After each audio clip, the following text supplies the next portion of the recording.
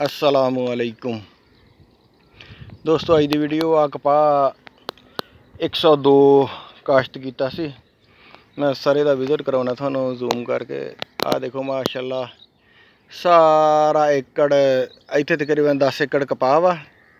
सारी इस तरह चारे खुंजे जिदा कहते होंगे ना बराबर,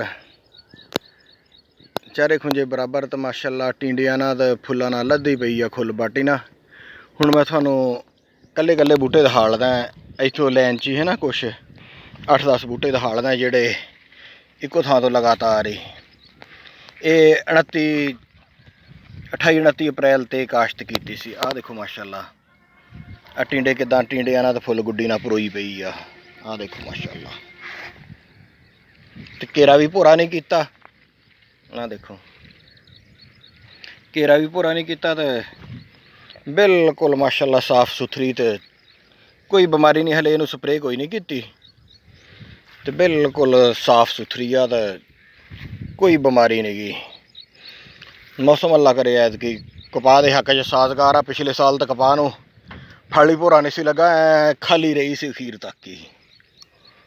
देखो अल्लाह पाक इदां ही सही सलामत कपाह नू रखे, ते अल्लाह करे दबा लगे निकले जेड़ा अगे कुछ फसलों तो जेड़ा धोखा दे गई है। कणक भी धोखा दे गई, दूसरी भी